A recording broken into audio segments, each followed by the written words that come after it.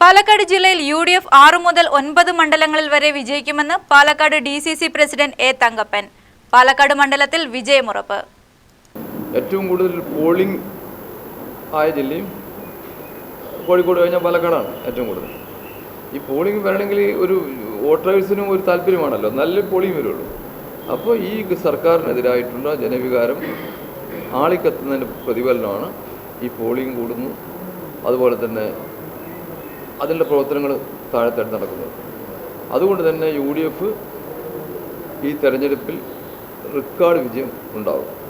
പാലക്കാട് മണ്ഡലത്തിന്റെ ഘടന UDFന് അനുകൂലമാണെന്ന് തങ്കപ്പൻ പറഞ്ഞു. പാലക്കാട് ഇടതു സ്ഥാനാർത്ഥി NMR റസാക്കിന് ന്യൂനപക്ഷ വോട്ടുകൾ ലഭിക്കില്ലെന്നും തങ്കപ്പൻ പറഞ്ഞു. പാലക്കാട് മുനിസിപ്പാലിറ്റി BJP കോൺഗ്രസ് മത്സരിക്കുന്നു.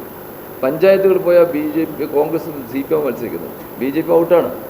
പിന്നെ എങ്ങനെയാണ് ഏത് കണക്കിലാണ് വരുന്നത്? ഒരിക്കലും വരാൻ സാധ്യതയില്ല. അങ്ങനെ ഒരു കണക്ക് മാറാൻ ഇപ്പോൾ സാധ്യതയുണ്ട് തോന്നുന്നില്ല. ജനങ്ങൾ പ്രബുദ്ധരാണ്. അവർക്ക് രാഷ്ട്രീയ അന്തരീക്ഷം, ദൈനംദിന സംഭവവികാസങ്ങൾ നമ്മളെക്കാളേറെ രാഷ്ട്രീയക്കാരെക്കാളേറെ മനസ്സിലാക്കുന്ന സമൂഹമുണ്ട്. അതിപ്പോൾ അങ്ങനെ തെറ്റിദ്ധാരണ വേണ്ട. അത് UDF അനുകൂലത്തെ വരുള്ളൂ. നെന്മാറയിൽ താൻ ജയിക്കുമെന്നും എ തങ്കപ്പൻ അവകാശപ്പെട്ടു. പാലക്കാട് ജില്ലയിൽ UDF റെക്കോർഡ് സീറ്റുകൾ നേടും. പോളിംഗ് കൂടിയത് മുന്നണിക്ക് അനുകൂലമാണ്. നെന്മാറ നിങ്ങൾ വിലയിരുത്തി, ഞാൻ പറയാൻ പാടില്ലല്ലോ. ഞാനൊരു സ്ഥാനാർത്ഥിയല്ലേ. സ്ഥാനാർത്ഥി എന്താക്കി പറഞ്ഞു DC പ്രസിഡന്റ് ഞാൻ ജയിക്കുന്നേ പറയുള്ളൂ.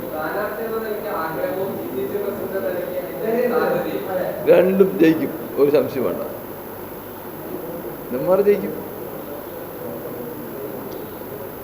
അപ്പോൾ ഈ തെരഞ്ഞെടുപ്പിൻ്റെ റിസൾട്ട് വരുമ്പോൾ, മെയ് 4 റിസൾട്ട് വരുമ്പോൾ പാലക്കാട് ജില്ല റെക്കോർഡ് സീറ്റുമായി കോൺഗ്രസ് UDF മുന്നിലുണ്ടാവും.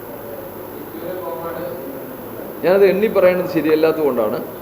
ഞാൻ പറഞ്ഞില്ലേ, നന്നായി പോയ 9 സീറ്റ് വരെ കയറി വരാം, അല്ലെങ്കിൽ 6 to 8 ഇങ്ങനെ വരാൻ സാധ്യതയുണ്ട്. UTV news, Palakkad.